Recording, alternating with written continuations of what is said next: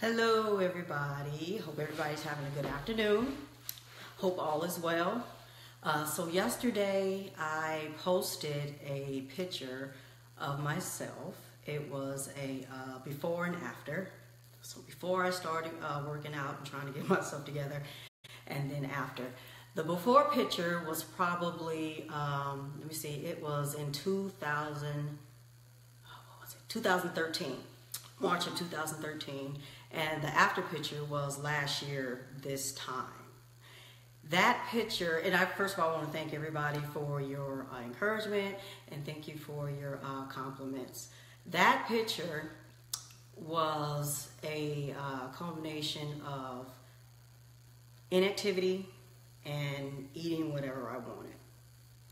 Let's see, I had always been small throughout my life. I didn't start gaining weight until I was about 30. And for all you don't know, I am 43 years old. Hey, Lay, I am 43 years old. So I was small my whole life. It was about when I was 30 when I started to gain weight, just a little weight in my gut. Everything else was good to go. And then I started having kids. But I have 3 girls, but I don't attribute much of my weight that you've seen in that picture to, hey, Miss Norma, to my babies. Because I was gestational diabetic with my pregnancies, so I had to watch what I ate. And I just didn't gain much at all. I mean, maybe a couple of pounds hanging around or something like that. But the majority of the weight that I had came from just lack of activity and just eating whatever I wanted to eat. So when you seen what you saw in that picture, it was March. I didn't start working out until maybe October or November when I got a job. So I guess that's about 7 months in between. But what very little people know, but what all y'all about to know now, is I went and I had an assessment done. And it was in June, I think. I just wanted to really see where I was at. I knew that I was overweight or whatever. I knew my blood work was probably all skewed and all that kind of stuff. So anyway, I went and got an assessment done, and this is where they really assess your physical fitness. And I was a complete disaster. I was absolutely weak. I had no strength whatsoever. I had no flexibility. I was so inflexible. And my blood work numbers were questionable. And I was overweight. I left completely broken. I left that assessment completely broken. I went back home, and I think at that time I had my mother-in-law and my father-in-law at the house, and nobody knew what was going on. I don't think that I showed anything. I just was sad on the inside because in my opinion, I was a complete disaster. I didn't do anything about it, like I said, until I got a job in November. And that's when it all took off for me. I met 2 guys that I work with, and we walked through rain, snow, ice, the heat, whatever was going on to get to the gym every single day. What I did is I watched my calories. I was a calorie counter. That's where I came from, measuring, counting, all that kind of stuff to lose the weight, and I worked out every day. I didn't do any cardio at the time. I did a lot of weightlifting. So weightlifting and watching what I was eating. I got the MyFitnessPal, and I tracked everything. Anything I put in my mouth, a piece of gum, I put it in the fitness app. And that's how I was able to track my calories and how I was able to see how much weight I was losing, because I didn't really live on the scale. I got on the scale as a baseline to see where I was, and I may have gotten on a scale occasionally, especially when I went back to the assessment center. So I would go back every now and then to check my BMI and my fat levels and all that kind of stuff.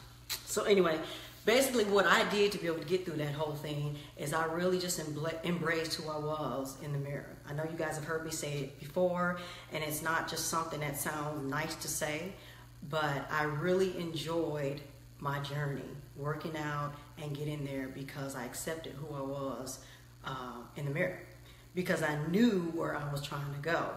I had goals. I had a 40th birthday that was coming up, and I said, you know what? I want to get down to this weight to be able to fit in this dress on this day. And that's what I did. But along the way, it just became something that I love to do. I did group fitness classes. I met a lot of cool people. Bettina, not sure if you'll ever see this. Cammie, I'm sure you'll see it. You're out there. I met her. And we had fun. I was one of them ones that used to come into the classroom and sitting there cutting up. I was working out, cutting up, complaining about what the trainer had for us, like people do to me today.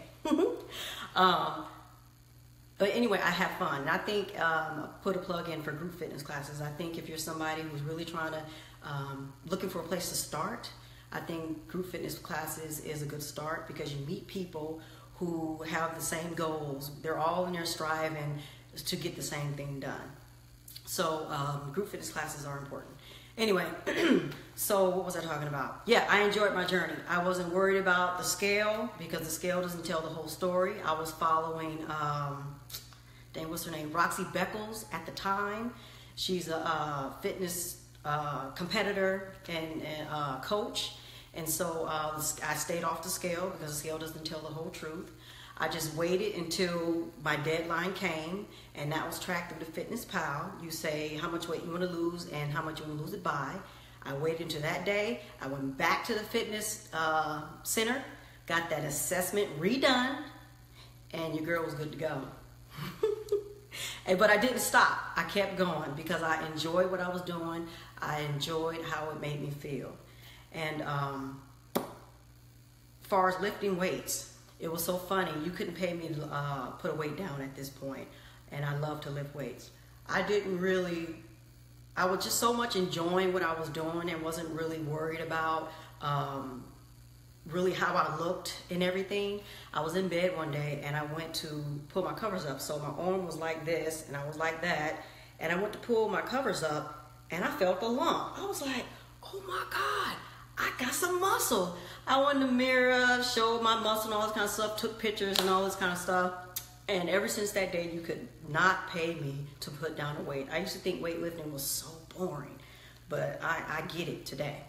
So anyway, there again, in that picture, I was about 155 pounds. And then you see the next picture where I'm just healthier, more toned. And this is why I push people to go after what they want in their fitness goals, because you can do it. All you have to do is believe that you can do it. It's not going to be easy. If it was easy, diabetes wouldn't be an issue in this country. If it was easy, high blood pressure wouldn't be an issue in this country. And if it was easy, obesity wouldn't be an issue in this country. It's going to be a challenge, but it's well worth it. Your confidence, whatever confidence you have, once you start, that thing right there is going to be blown out the water once you get along with your journey. Because it's your journey. You don't start and then stop. You start and stop, you're probably going to end up back where you started. But your confidence, it affects your confidence so much.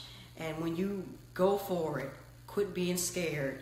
Just get out there and get it done. Start where you are, not where you want to be. Start where you are and work your way toward where you want to be.